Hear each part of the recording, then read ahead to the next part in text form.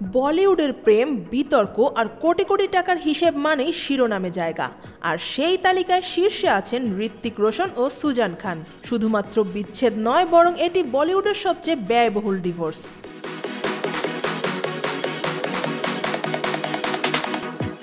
শৈশবের বন্ধু থেকে বলিউডের আলোচিত জুটি ঋত্বিক, রাকেশ রোশনের ছেলে, আর সুজান সঞ্জয় খানের কন্যা। ঋত্বিকের প্রথম সিনেমা কহো না প্যার হ্যায় এর সময়ই শুরু হয়েছিল তাদের প্রেম। 4 বছরের রোমান্টিক সম্পর্কের পর 2000 সালের 20 ডিসেম্বর তারা বিয়ে করেন। বলিউডে তাদের দাম্পত্য জীবন শুরু হয় চমক ও আলো ছায়ার সঙ্গে। বিয়ের পর কয়েক বছর কেটে যায় সুখী পরিবার হিসেবে।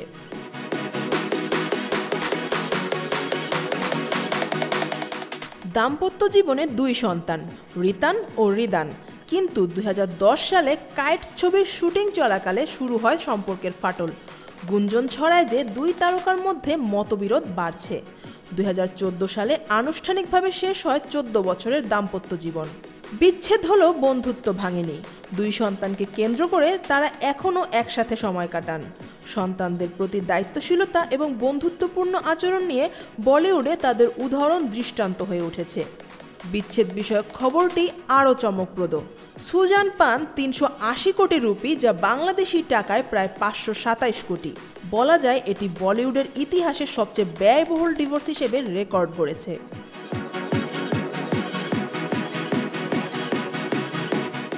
ক্যারিয়ারের দিক থেকেও ঋত্বিক ছিলেন সফল। রাকেশ রোশনের ছেলে হিসেবে ঋত্বিকের ক্যারিয়ার শুরু হয় চমকপ্রদভাবে এবং কহো না প্যার হ্যায় এর পর থেকে তিনি বলিউডের সেরা অভিনেতাদের একজন হিসেবে পরিচিতি পান। এদিকে সুজানও সামাজিক কর্মকাণ্ডে বেশ সক্রিয়। বিচ্ছেদের পরও নিজস্ব পরিচয় বজায় রেখেছেন বেশ ভালোভাবেই।